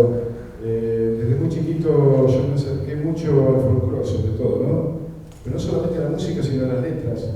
Y entonces y a la poesía, y a partir de ahí empecé a, qué sé yo, a entender de que, ¿para qué estamos acá? ¿Para qué estamos? Si no estamos para poder mejorar a quien podamos mejorar. A mí me tocó, yo tuve mucha suerte. Es como que, quiero decir, yo tuve la suerte de ayudar a cambiar la vida de un montón de personas a las que pude llegar, ¿no? Porque conseguí un trabajo, porque...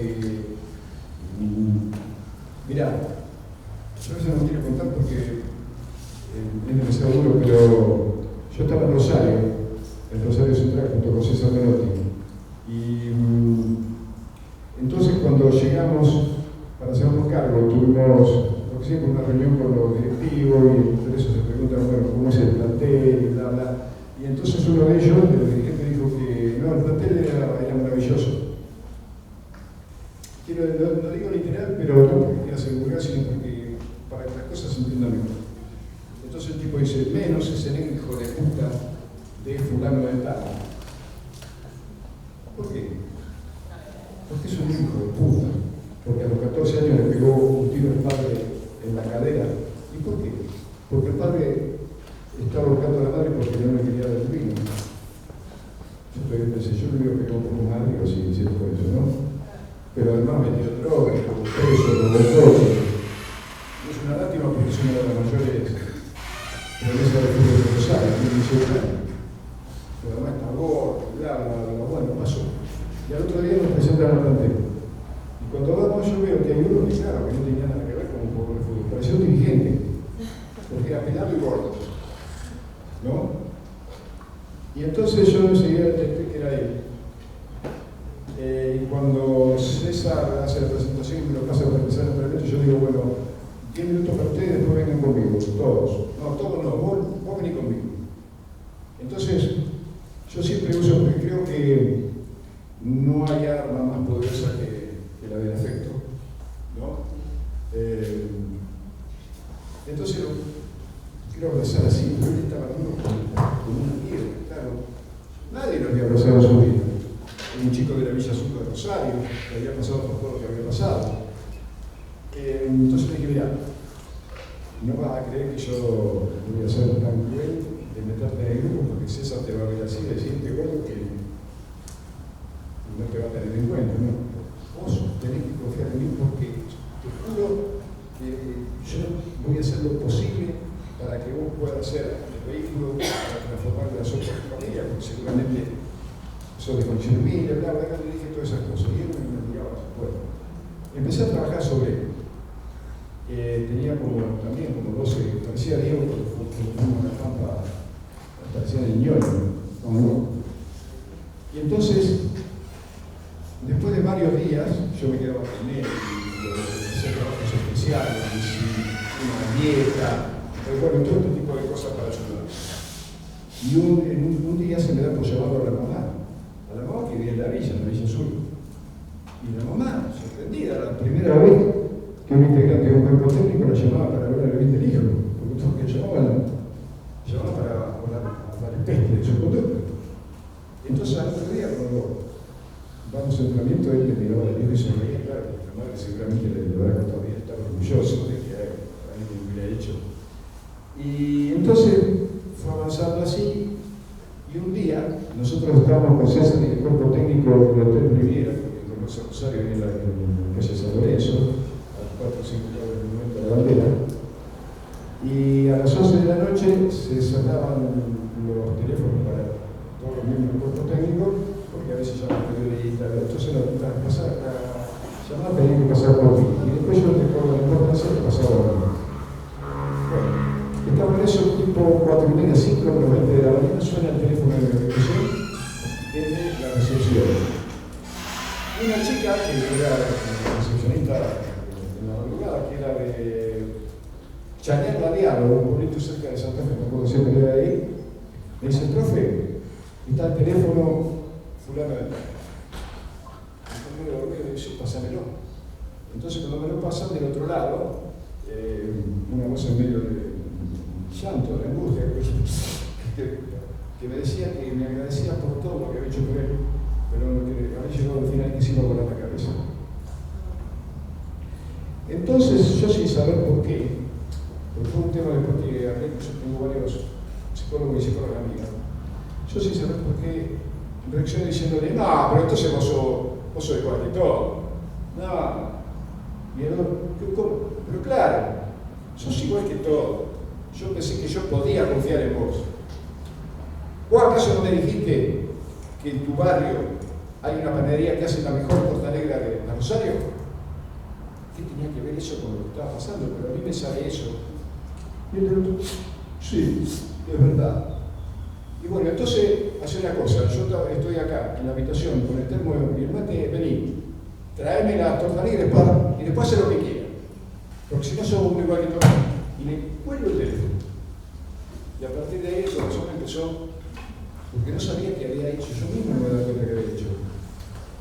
Pasaron como 40 minutos, suena otra vez el teléfono de abajo y la misma chica me dice, profe, estaba fulano, que suba. Y subió. Y venía con un paletito con la torta negra.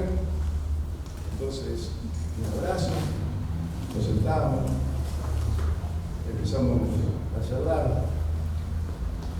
Hoy ese chico trabaja en el fútbol rosarino, tiene 2 hijos, tiene su esposa, además como no le alcanza con lo que tiene, también maneja un Uber, esas cosas que hay para el transporte. Y yo digo, eso es lo que me mueve a mí. A mí no me importa que salgan campeones del mundo. Porque si el Diego no hubiera puesto ese pie, ¿qué le hubieran dicho de Leo? Que no era el líder que todos esperaban, que era un pecho frío, que no, hubieran dicho otra vez que no cantaba el himno, y de Scaloni que lo sacó a Di María. ¿Por qué lo sacó a Di María? Y a Di María que lo hicieron pedazos, a él y a la familia. Ahora después, claro, el éxito después cubre todo, ¿no? Entonces yo fui desarrollando todo eso, hasta darme cuenta de qué manera es instrumentalizada la gente a través del deporte. Yo hablo del deporte superprofesional, que es una patología, no tiene nada que ver con lo que era el deporte antes, porque hoy, en este deporte superprofesional, una tenista que fue número 1 del mundo, como Naomi Osaka, tuvo un intento de suicidio. Simone Biles, una de las mejores gimnastas después de Nadia Comaneci, hubo intento de suicidio. Yo no me olvido que en Argentina hubo, yo no entiendo nada de hombre, pero tampoco soy estúpido, que Mirko Sarik, podía tener un montón de novias si quería. ¿Por qué? Porque era 1,90 m, rubio, de ojos verdes, tenía todo. Jugaba muy bien, ya estaba para ser transferido a Europa. Y un día a mediodía llegó a la casa y le dijo a la mamá, le dice, viene, apurate que está la comida, dale, no te entretengas. Y él fue a la habitación. Y como no volvía la mamá, Mirko, dale, y no venía. Entonces fue a la puerta. Y Mirko no respondió, y otra vez. Y llamó a alguien para abrir la puerta. Y Mirko, que tenía todo, no tenía nada. Estaba lleno de muerte, se había dejado. Eso es el deporte de hoy. Ese es el deporte de hoy que hace que dos chicos de Alto Cine y de Mar del Plata por quedar afuera de la convocatoria debido a las presiones brutales que ejercen inclusive el seno familiar, la familia, la gente, los medios que dicen que hay que ganar de cualquier manera, que el segundo es un fracasado, que no existe, que ganar no es importante, sino que es lo más importante. Decidieron poner fin a su vida con un disparo en la sien. Lo mismo pasó con un chico en Colón de Santa Fe. Y de eso los medios no hablan. No hablan de Guandanara y de Mauro Ricardo. Hasta ese grado de perversidad y de estupidez tienen estos tipos. Porque yo también, que repito, tengo muy buena memoria, yo recordaba todo eso de que decían, inclusive gran parte de la sociedad que lo sigue porque le colonizan el cerebro a través de los medios, de que fulano era esto, el otro, y ustedes también se acuerdan de lo que decían de todos estos chicos, porque no ganaban hasta que empezaron después con la Copa América y fueron al Mundial. Y ganaron. Y trajeron la Copa. Ellos le ganaron, Yo no puedo decir somos campeones del mundo porque a mí Scaloni no me convoca. Son ellos los campeones del mundo. ¿No? Sin embargo, cuando Argentina sale campeona, yo había ido afuera de Buenos Aires, por el norte, a ver el partido en casa de un amigo, y volvía y vi Libertador lleno de bandera, de gente que gritaba arriba de los coches, la bocina, el PRI, por la radio se escuchaba toda la parafernalia. Qué raro, ¿no? O mejor, qué poder brutal de instrumentalización tiene el deporte, porque muchísimo de esto que hoy están festejando y muchísimo de los medios, antes de esa conquista, decían todo eso de los muchachos. Ah, pero ahora ganaron. O mejor, ganamos. Y por eso decidí, o mejor, llegué a la conclusión de que por qué Argentina produce tantas toneladas de dulce de leche. Hay que rellenar mucho poquito, ¿no? Porque todo el mundo se da vuelta de acuerdo a la conveniencia. Y yo no quiero más a alguien porque quiera o porque no. Mirá, una vez mi hija Nicole, que era la más grande, cuando tenía 6 o 7 años, me dijo: sos el mejor papá del mundo. Entonces le digo: Nico, no te acostumbres de chiquita a decir estupideces. ¿Por qué soy el papá? ¿Vos conocés a todos los papás del mundo? Y que te quede claro, vos tampoco sos la mejor hija del mundo. Porque yo no conozco a todas las hijas del mundo. Vos sos niño, yo soy tu papá. Vamos a tratar de hacer lo mejor posible. Vos como hija y yo como papá. Es eso, no la competencia, porque llega hasta ese extremo. Y le empiezan a meter a los chicos cosas en la cabeza, pero después lo llevan por el rumbo equivocado. Y vuelvo a Sartre. El hombre lo que hace con lo que hicieron de él, y la mujer también. Y yo no quiero ser como quiere el sistema que yo sea. Yo quiero ser distinto para ser mejor. Porque si yo también tengo que agachar la cabeza y ser una oveja más de aquello que... Y tengo que alegrarme con la alegría de todo cuando llega Navidad. O no es común escuchar por los medios, feliz Navidad a todos los argentinos. No, ¿qué a todos los argentinos? A los corruptos no, a los violadores tampoco. No, a todos no, a los que se merecen. ¿Te das cuenta? Por eso digo, de pensar por nosotros mismos y ayudarnos conociendo a los mejores que podamos conocer. Porque los mediocres se reúnen de gente menos capaz que ellos para que nadie les ponga... No, yo al contrario, yo voy a buscar a los mejores. Yo fui a buscar a Menotti a España. Y después, a través de ahí, con el mismo César Menotti, que con 2 letras formó una palabra que cambió mi vida para siempre, porque si yo hubiera dicho que no, que era la lógica, porque yo buscaba presenciar los entrenamientos de Barcelona, pero estaba prohibido a todo el mundo, inclusive al periodismo, salvo 2 veces por semana. Y sin embargo, el sin conocerme y saber quién era, cuál era mi propósito, dijo sí. Y ese sí definió mi vida para siempre. Después pasó también lo de Diego, ¿no? Pero quiero decir que Sí, yo estoy seguro que la vida ya está marcada y nos va a pasar todo lo que nos tiene que pasar. Todo lo demás forma parte de nuestra vanidad, de la cultura en la que estamos hechos, porque todos somos producto de los estímulos que hemos recibido. Si tuviéramos, a lo mejor, si hubiéramos nacido en, qué sé yo, en Arabia seríamos musulmanes, diríamos de otra manera, hablaríamos otro idioma. Entonces quiero decir, el ser universal tiene que ver con eso, y eso también lo propone Borges. El sentir la vida nuestra como que somos un ser que no pone límites en los signos, porque todos los signos aluden a la carga de caballería, a sonar de clarín, a la muerte, a la sangre. Yo quiero que los signos hablen de poesía.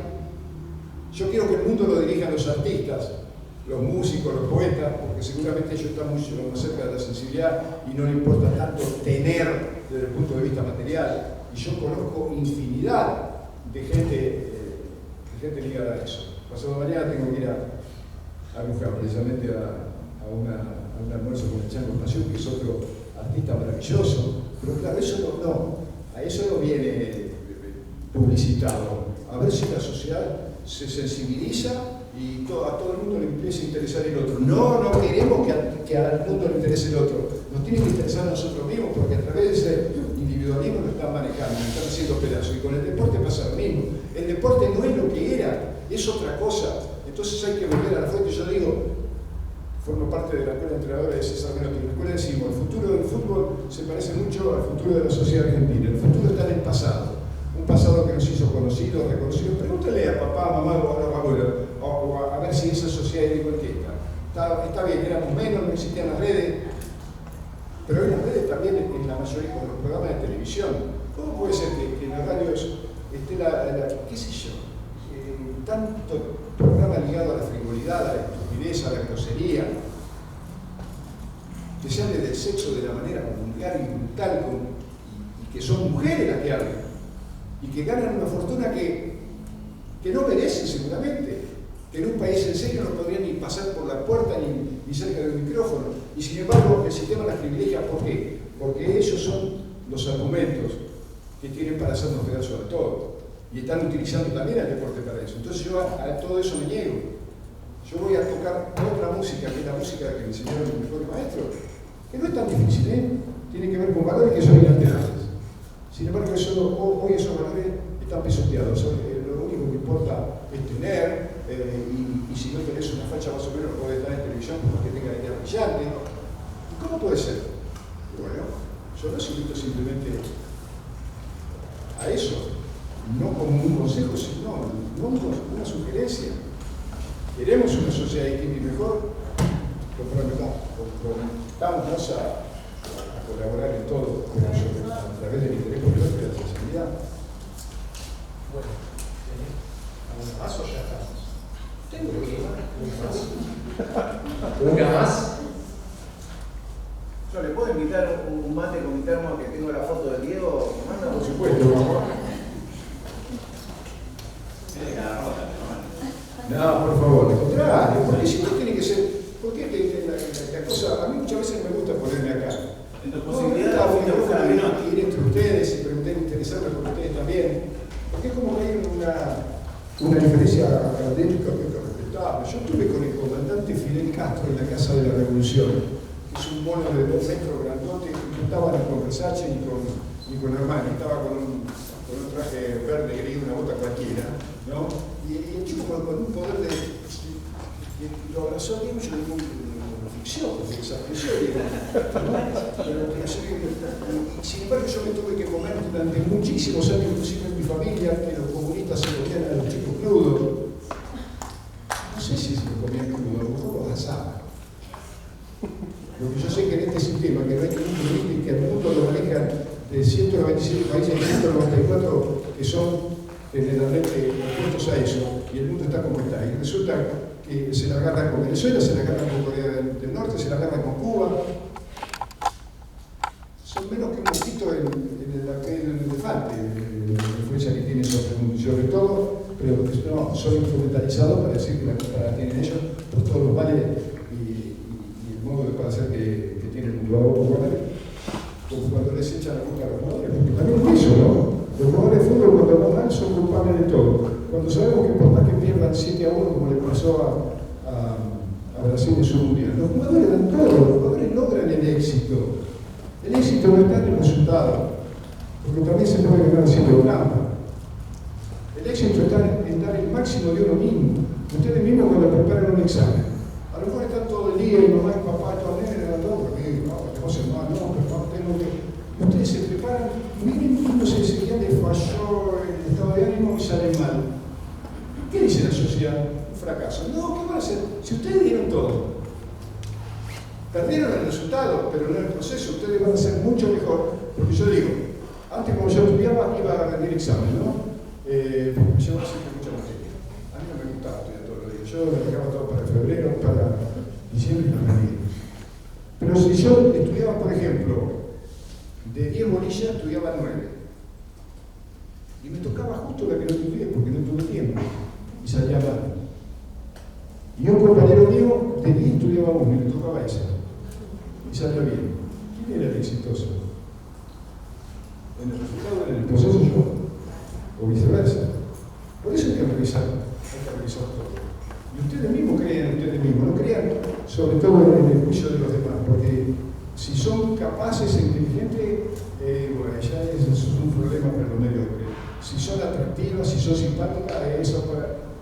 Todo es una cosa. Bueno, nos hemos criado, nos han hecho así, entonces tenemos que salir de todo eso. Ustedes tienen un potencial, pero en serio, como toda la juventud argentina, la juventud del mundo, que es maravillosa. Después en el camino se van a encargar de hacer las penas. Sí, seguro, porque el sistema quiere eso. Lo único que falta es que van a ser interesantes y que van a ser independientes y rebeldes. Hasta el Papa lo dijo, o no, hagan lío. ¿No? ¿Qué pareció? Yo no sé si alguien tiene alguna pregunta en relación a lo que usted dice. Bueno, voy a dejarle este micrófono, eso más.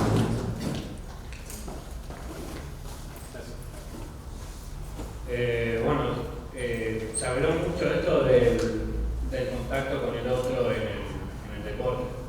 Y yo quería hacerle a usted justamente una pregunta que yo me la vengo haciendo desde que soy bastante vivo, de por qué justo Diego era la persona con más tacto, digamos, hacia el otro deportivamente. Pienso, por ejemplo, en el viaje que hizo él a Santa Fe, a Totora, cuando pasó el accidente que tuvo Hernán Fonseca, que lo unió en ese momento, que quedó en silla de ruedas. Bueno, se armó con la frase esta de Diego de no te me caigas, que mis piernas son tus piernas. Que yo se lo atribuía a distintas cosas a lo largo de mi vida, de por qué él era así. Y creo que la que más perduró fue su lugar de origen, pero después comparándolo con otras personas que tienen un lugar de origen similar, no se daba. Sí, lo que dije. ¿Cómo es tu nombre? Tomás. Tomás, ¿soy doctora? No, No, lo que dije al principio son cosas que uno puede. Y no tiene que ver el origen.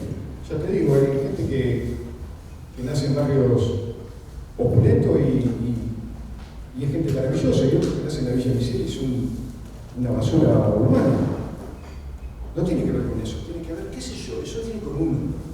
Ahora, es cierto que yo una vez me preguntó, me decía ciego. ¿Qué tal yo ciego? Y yo estaba leyendo un libro sobre el viaje del Granma, cuando cayó él y bla, bla, bla. ¿Y qué es eso? Bueno, entonces yo tenía el nombre de Che, de Camilo y se empezó a interesar. Y bueno, después el mismo fue creando toda esa red ligada a la sensibilidad por el otro, a la justicia social. Él decía cosas, y eso que de dónde salió de escribirlo, Y después resulta que para una parte del pacato de la sociedad, de lo que son vías morales, él tenía la culpa de todo. Pero los que intentan guerra y tiran bomba y hacen desastre, estudian en Harvard, en Cambridge, en las mejores universidades del mundo. No son los villanos, al contrario. ¿Qué sería del mundo si la gente, si los humildes, que hacen lo que los poderosos nunca harían, porque sería como apuntar contra la imagen social que tienen? A mí mismo me pasó, yo viviendo en Lincoln, era era hijo de fulano de tal, mirá que iba a barrerle la vereda a mi mamá. No, de ninguna manera, barrer a mi viejo, llamar a... Sin embargo, cuando yo me fui a España y llegamos con mi esposa ahí, y había y bueno, no dudé en hacer trabajo que el hijo lo hubiera hecho de ninguna manera. Porque a usted también le puede pasar si sale de su lugar de confort. Yo era sereno de la organización del patronato de leprosos en Paseo de Gracia, que es una de las arterias más importantes de Barcelona, donde está toda la obra de Gaudí, desde las 10 de la noche a las 10 de la mañana en pleno invierno. Porque yo quería cambiar un peso para comer. Y porque yo quería permanecer para ver de qué manera podía llegar a ver los entrenamientos de Barcelona. Y mi esposa empezó a trabajar en tenis, pero con una retribución que no alcanzaba prácticamente para nada. Y después trabajé en el armado de feria, en el predio ferial de Barcelona, y a lo mejor tenía que trabajar 14 horas seguidas, porque el otro día había que comenzar la feria, y yo estaba encantado de la vida. ¿Por qué? Porque me estaba descubriendo a mí mismo. Porque mi lugar de origen era lo que la gente quería que yo fuera. Y hasta a lo mejor me tenía que vestir como, porque si no, ¿cómo te van a poner, no sé, un pantalón verde y una camisa roja? Porque entonces decía, no, si te gusta mal, te voy a pegar una camisa así, porque hasta esas cosas, ¿no?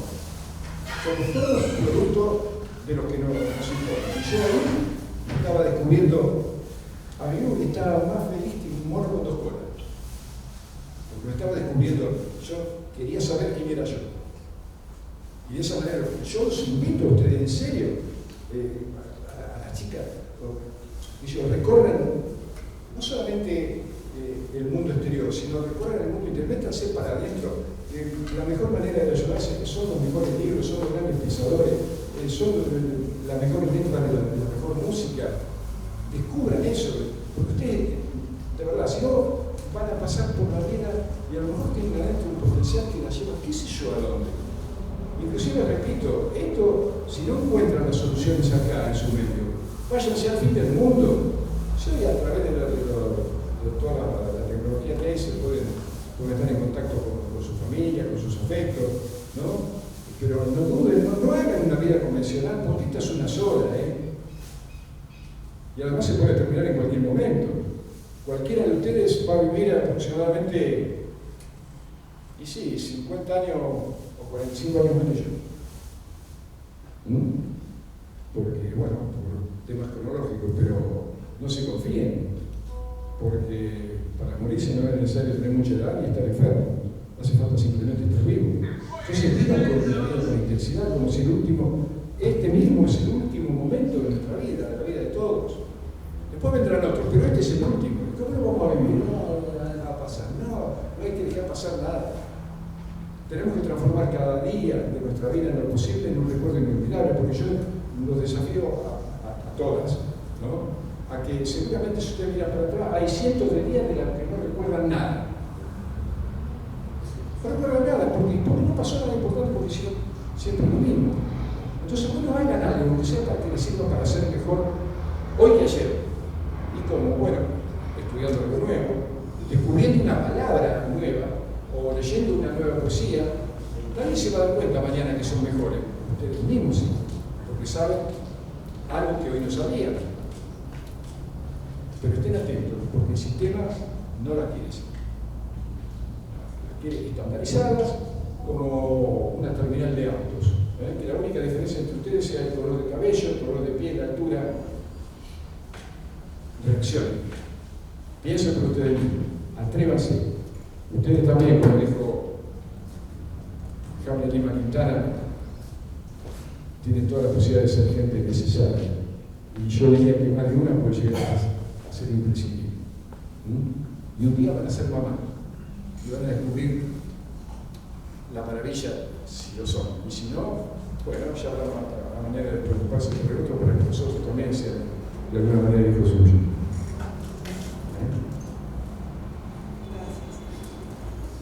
Bueno, Fernando.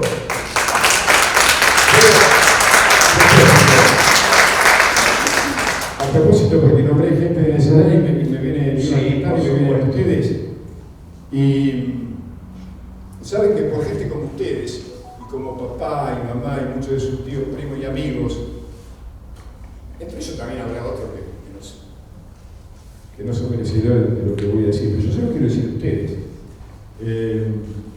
Sobre todo por eso, porque Hamlet Lima Quintana, que era un poeta argentino, muy amigo de Armando Tejada Gómez también. Armando Tejada Gómez, no sé si lo tiene, es una persona nacida en la etnia Huarpe, en Guaymallén, en Mendoza, hijo 23 de 24 hermanos de la misma mamá y del mismo papá.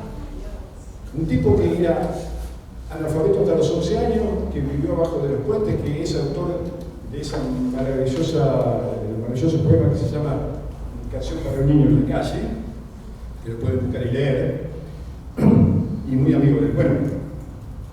Lima Quintana, por gente como ustedes, por gente como papá y la abuela, dijo un día que hay gente que con solo decir una palabra enciende la ilusión y los rosales, que con solo sonreír entre los ojos nos invita a viajar por otras zonas, nos hace recorrer toda la mano. Hay gente que con solo dar la mano rompe la soledad, pone la mesa, cierra un puchero, coloca las guirnaldas, que con solo empuñar una guitarra hace una sinfonía de entrecasa. Hay gente que con solo abrir la boca llega a todos los límites del alma. Alimenta una flor, inventa sueños, hace cantar el vino en las tinajas y después se queda ahí, es como si nada. Y uno se va de novio con la vida, desterrando una muerte solitaria, porque sabe que a la vuelta de la esquina hay gente que es así, como ustedes, tan necesaria.